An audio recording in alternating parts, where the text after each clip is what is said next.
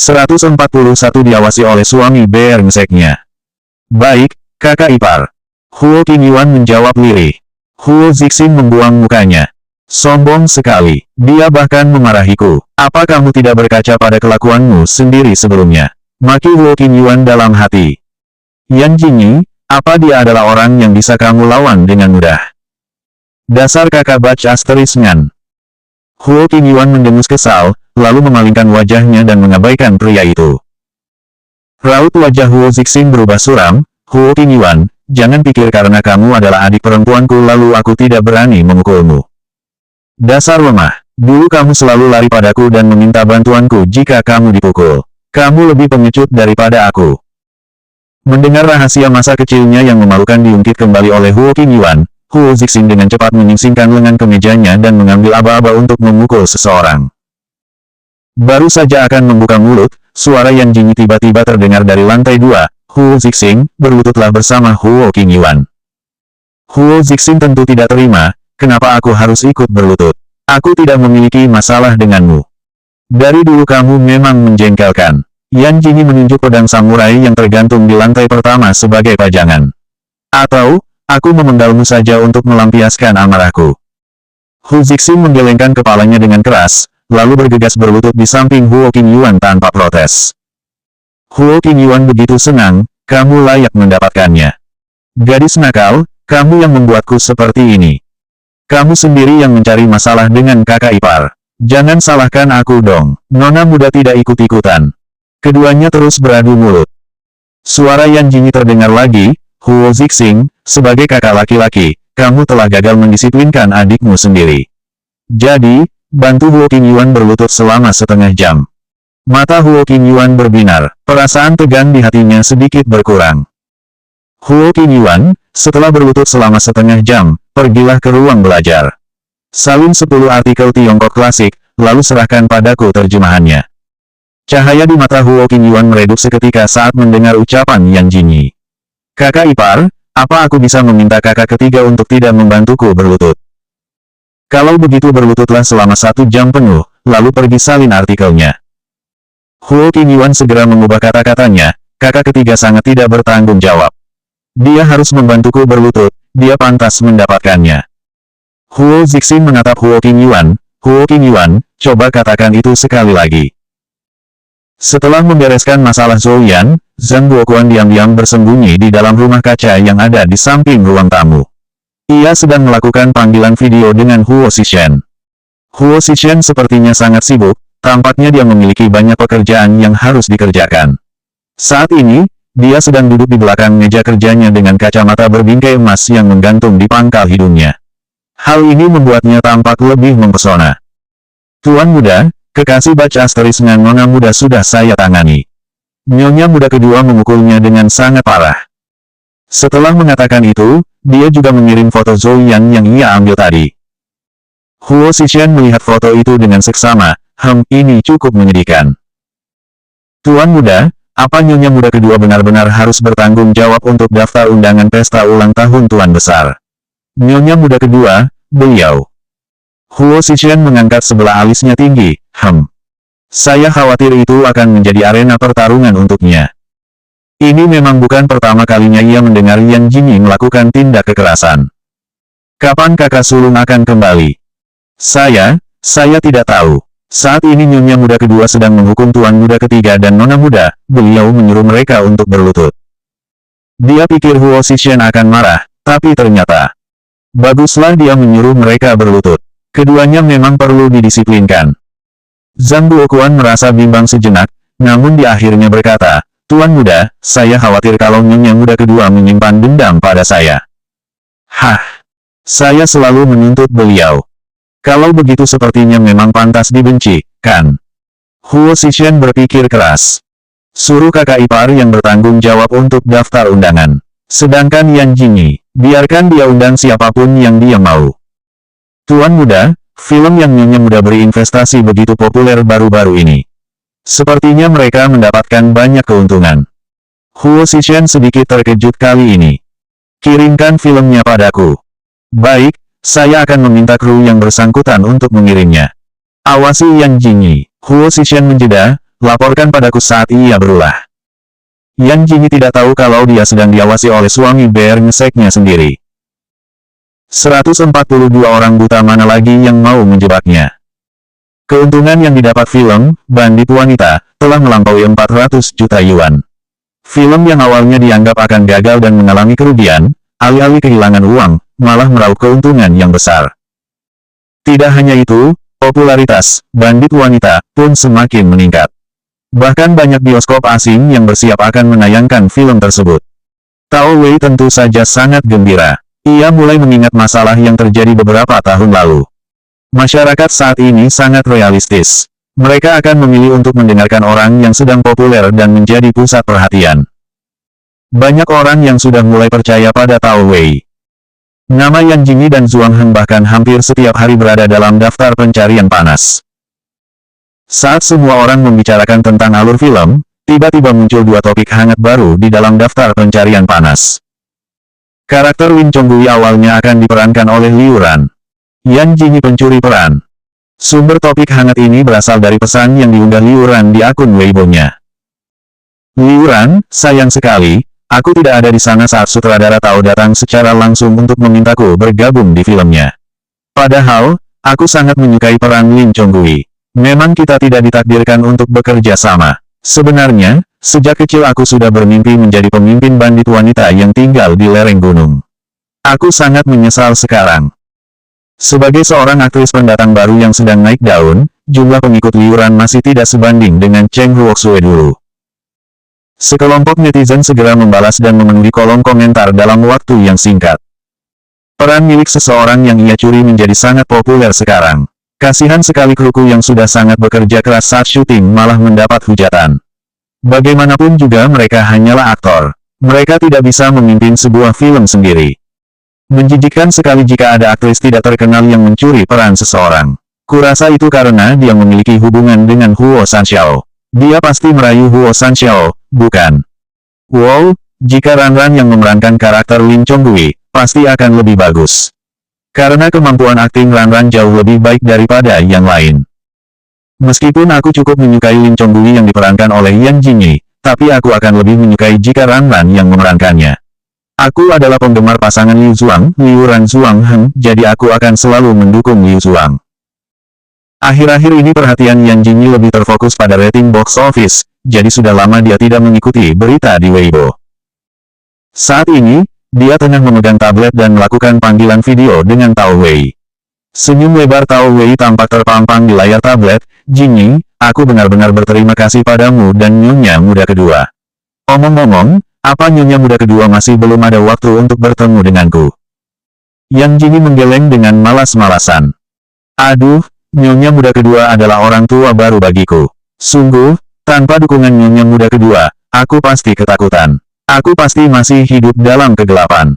Bahkan aku mungkin masih tidak memiliki kesempatan untuk bangkit dan membela diriku sendiri. Alus Yan Jingyi bertaut. Oh ya, kamu juga berhasil menarik investasi dari putra pemilik Heng Yuan Real Estate, berarti kamu juga orang tua keduaku. Kamu tidak hanya membantuku mengatasi semua masalah, tetapi juga berhasil memerankan karakter Lin Chonggui dengan sangat baik. Aku tersanjung. Tao Wei masih berbicara panjang lebar saat Huo Qingyuan tiba-tiba turun dari lantai atas. Kakak ipar kedua, kakak ipar, seseorang.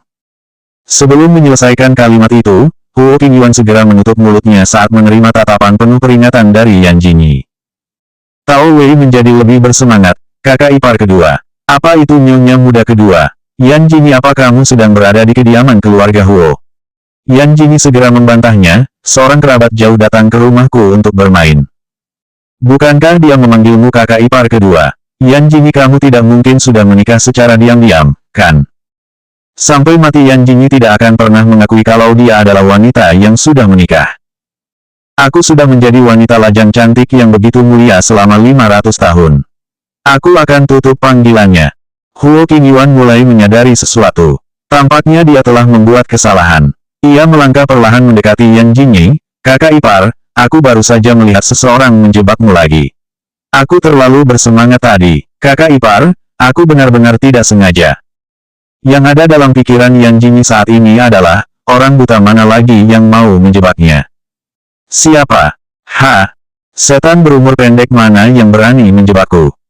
Kedua tangan Huo Qingyuan menyerahkan ponselnya kepada Yan Jingyi. Liu Ran, dia mengatakan kalau awalnya dia adalah pemeran utama wanita film, bandit wanita, dan kamu telah mencuri perannya.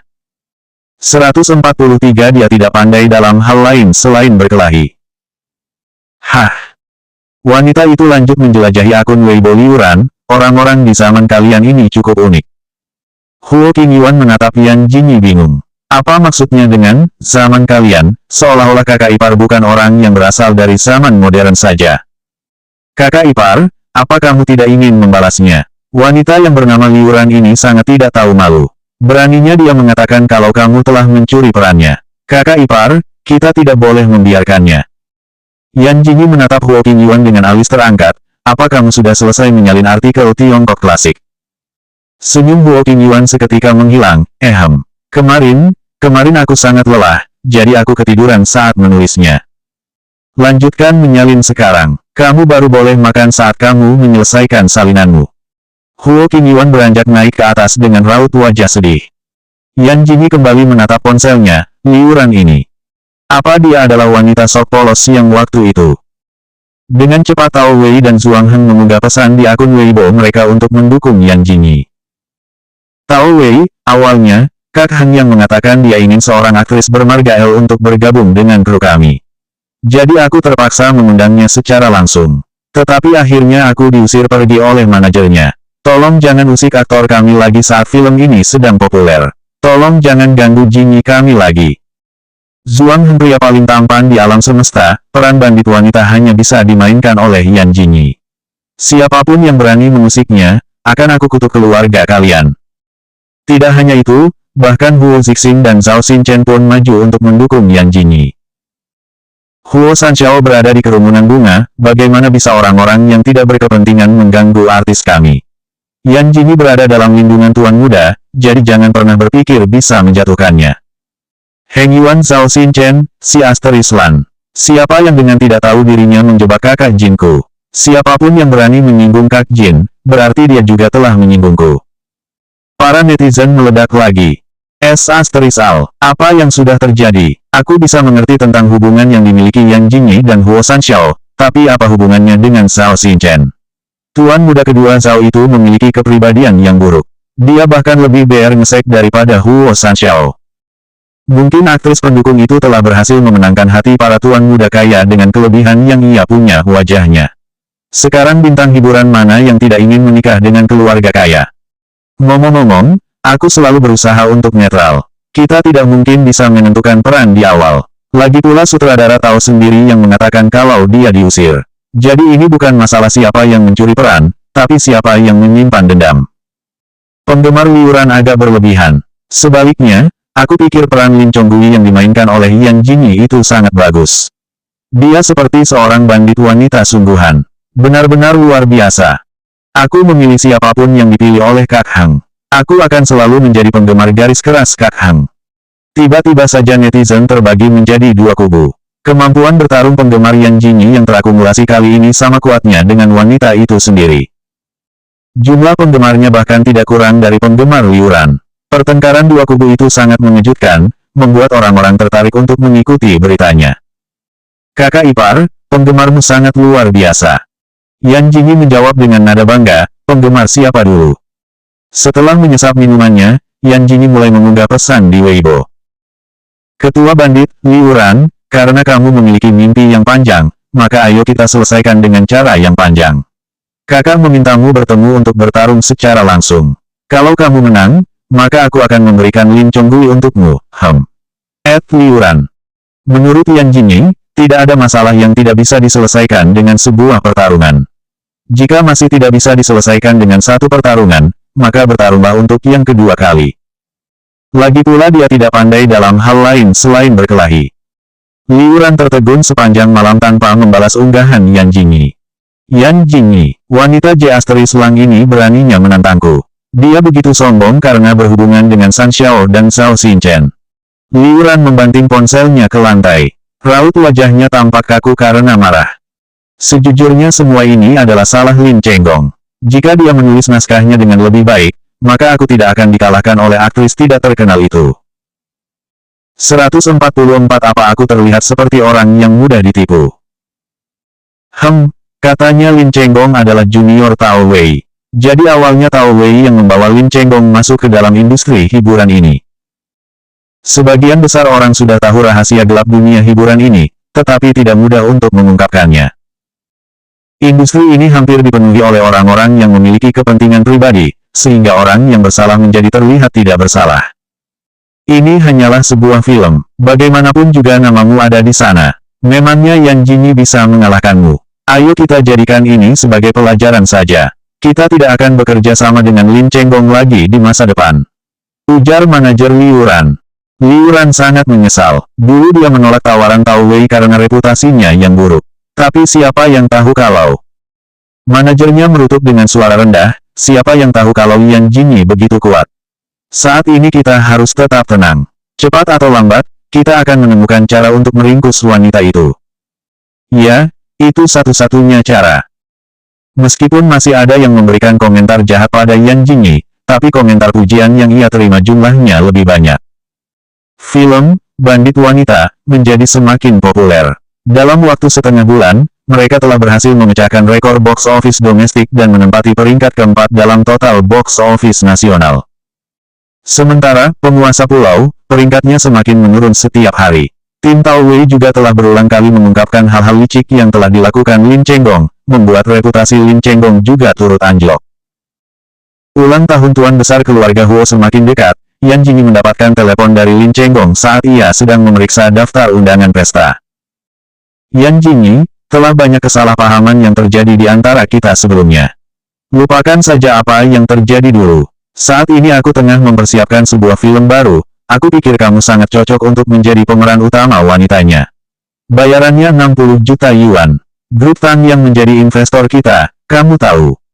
Yan Jingyi menatap nomor telepon yang terpampang di layar ponselnya dengan aneh. Lin Chenggong menelponnya untuk membuat film. Kalau matahari tidak terbit dari barat, berarti ada hantu di dalam ponselnya. Menurutmu kenapa aku harus menerimanya? Apa filmmu sangat bagus? Suasana menjadi hening seketika. Yan Jingyi bisa mendengar deru nafas Lin Chenggong yang terasa berat. Aku dengan tulus ingin mengajakmu bergabung. Kalau tidak, begini saja, aku akan memberimu sebuah alamat. Ayo kita bertemu. Kamu bisa melihat-lihat naskahnya terlebih dahulu. Jika kamu suka, kita akan membahasnya lebih lanjut, oke? Biaya perjalananku 1000 yuan. Kamu harus bayar dulu. Lin Chenggong menarik nafas dalam. 1000 yuan untuk biaya perjalanan. Apa kamu naik pesawat terbang ke sini? Bagaimana? Apa seorang sutradara Lin tidak mau mengeluarkan sedikit uangnya? Yan Jingyi menggerakkan kelopak matanya, kalau begitu lupakan saja. Saat ia akan menutup panggilan itu, Lin Chenggong buru-buru membuka suara menghentikannya. Tidak, tidak. Kamu tunggu saja, aku akan mentransfer uangnya, oke. Nomor ponselku sama dengan nomor rekeningku juga. Keluarga sutradara Lin memiliki bisnis yang besar, jadi silakan kirim uangnya dulu. Yan Jingyi ini mata duitan sekali. Rutuk Lin Chenggong dalam hati. Kurang dari 5 menit, Yan Jingyi sudah menerima uang transfer dari Lin Chenggong. Suasana hatinya sedang sangat baik. Dia segera bersiap-siap sambil menyenandungkan lagu. Saat dia turun ke lantai bawah, ia melihat Huo Zixing, Huo Qingyuan, dan Zhang Guoquan sedang membicarakan sesuatu yang serius. Melihat Yan Jingyi yang sudah siap dengan dandanannya, mereka tidak bisa menahan diri untuk segera melontarkan pertanyaan. Kami sedang mendiskusikan acara ulang tahun kakek. Kamu mau pergi kemana? Satu tangannya memegang rok panjang semata kaki yang ia pakai, sedang tangan yang lain sedang menenteng tas. Seulas senyum cerah terlukis di wajahnya, seseorang membayarku untuk datang dan menghajarnya. Huo Zixing curiga mereka telah salah dengar. Psikopat mana yang akan membayar seseorang untuk menghajar dirinya? Pasti Yan Jingyi sendiri yang memintanya. Kakak ipar, panggil Huo Qingyuan dengan raut wajah cemas. Apa kamu mendapat telepon dari penipu? Sekarang ini ada banyak penipu berkeliaran. Kamu harus hati-hati. Alis Yan Jingyi yang sudah ia lukis cantik mulai terangkat. Apa aku terlihat seperti orang yang mudah ditipu? Huo Qingyuan menggelengkan kepalanya cepat. Suasana hatiku sedang sangat baik hari ini. Oh ya, Huo Zixing ingatlah. Beritahu Departemen Humas untuk membuat pernyataan bahwa Lin Chenggong mencoba untuk menjebakku. 145 Huo Eranjing terlihat sangat tampan. Huo Zixing tanpa sadar melirik ke arah tablet yang ada di atas meja teh. Yan Jingyi melambaikan tangannya bersiap untuk pergi sebelum suara akrab seorang laki-laki tiba-tiba saja terdengar. Kamu mau pergi kemana? Yan Jingyi mengerjapkan matanya lalu berbalik menuju sofa. Ia melihat tablet milik Zhang Guoquan sedang berada dalam panggilan video. Layarnya memperlihatkan Huo Zixing yang sedang duduk di balik meja kerja. Suasananya terlihat asing di mata wanita itu. Ternyata ini Huo Eranjing. Huo Eranjing terlihat sangat tampan. Yan Jingyi mengedipkan matanya genit kepada Huo Zixing yang ada di layar tablet. Aku berencana untuk pergi ke hatimu dan membuatmu tergila-gila karena terpesona padaku. Bagaimana menurutmu? Huo Zixing mengatupkan bibir tipisnya rapat. Matanya menyipit saat wajah Yan Jingyi tiba-tiba muncul di layar. Wanita itu memiliki kulit putih yang cerah. Fitur wajahnya juga sangat sempurna, membuatnya terlihat begitu cantik. Wajahnya menunjukkan kecantikan klasik yang lembut. Tapi karakternya lebih terlihat seperti preman wanita. Dia memiliki temperamen yang buruk dan mulut yang kasar. Pria itu mencoba mengingat-ingat pertemuan pertamanya dengan Yan Jingyi, tapi sayang dia tidak menemukan sepotong memori tentang itu sama sekali. Yan Jingyi yang dulu terlalu transparan, tapi sekarang... Huo Zixing melipat bibirnya, aku ingin tahu bagaimana cara Nyonya untuk menari dalam hatiku. Nyonya. Siapa yang dia panggil Nyonya? Dahi Yan Jingyi berkerut samar. Ia memutar matanya jengah. Orang-orang yang ada di sana berdiri tegang saat melihat interaksi yang terjadi di antara mereka berdua. Keduanya sangat terlihat dominan. Huo Qingyuan diam-diam berpikir, jika kakak ipar benar-benar akan masuk ke dalam hati kakak kedua pasti akan melemparkannya ke sungai dan menjadikannya makanan ikan tanpa ampun. Huo Zixing sekarang khawatir kalau Yan Jingyi benar-benar akan melawan kakak keduanya. Kalau sampai itu terjadi, tamat sudah riwayatnya. Sedangkan suasana hati Zhang Guoquan terasa lebih rumit sekarang. Sejak kapan tuan muda kedua bisa berbicara sesantai itu dengan orang lain? Sepertinya nyonya muda kedua memiliki pengaruh yang kuat. Akhirnya aku bisa bersikap lebih tenang nanti. Baiklah, aku akan pergi menghajar seseorang dulu. Huo Zixing melihat wajah Yan Jingyi yang mulai meninggalkan layar komputernya. Saat terdengar suara pintu yang ditutup, Huo Qingyuan buru-buru membuka suara, kakak ipar memang seperti ini. Dia suka menggoda orang, jadi jangan terlalu dipikirkan. Dia juga menggoda orang lain. Huo Zixing bertanya, tetapi nadanya tidak terdengar seperti sedang bertanya. Itu, dengan Zhuang Han yang menjadi lawan main kakak ipar. Kakak, Zhuang Han sangat terkenal di kampusku. Teman-temanku banyak yang menjadi penggemarnya. Dia dekat dengan Zhao Xinchen dari Hengyuan Real Estate juga. Oh ya, dengan kakak ketiga juga. Ekspresi Huo Zixing langsung berubah. Ia memelototi Huo Qingyuan dengan tajam. Aku tidak termasuk. Aku tidak pernah seperti itu. Aku tidak menggoda. Itu tidak benar. Kakak ipar kedua tidak pernah menggodaku. Dia hanya memukulku. Huo Qingyuan, urusan kita belum selesai. Kakak, Huo Qingyuan berhubungan dengan seorang pria brengsek. Karena itu juga dia bertengkar dengan kakak ipar kedua. Tapi akhirnya kakak ipar kedualah yang menolongnya saat dia diculik kekasihnya itu. Si Asteris Lan. Kakak ketiga, kamu sudah kelewatan. Panggilan video ini awalnya dilakukan untuk membahas acara ulang tahun kakek mereka, tapi sekarang telah berubah menjadi ajang kedua kakak beradik keluarga Huo itu untuk saling menjatuhkan. Huo Zixing memijat alisnya, awasi wanita itu. Zhang Guoquan segera mengangguk. Tuan muda tidak perlu khawatir. Percayakan saja urusan rumah kepada saya. Dia menutup panggilan video itu, lalu beralih melihat komputer lain. Film, Bandit Wanita, tampak diputar di sana. Biksu ini terlihat sangat jelek batinnya. Ternyata Yan Jingyi menggunakan uangnya hanya untuk ia investasikan pada seorang gigolo. Apalagi gigolo ini sangat jelek. Huo Zixing berpikir sejenak sebelum mengirim pesan lagi pada Zhang Guoquan, blokir juga kartu kredit Huo Qingyuan. Dia berhenti sebentar, lalu melanjutkan, sita juga uang yang wanita itu dapatkan dari investasi film. Yan Jingyi bersenandung kecil dalam perjalanannya menemui Lin Chenggong. Ternyata tempat pertemuannya dengan Lin Chenggong adalah sebuah kafe yang sangat privat. Selanjutnya bab 146 masih ingin meniduriku.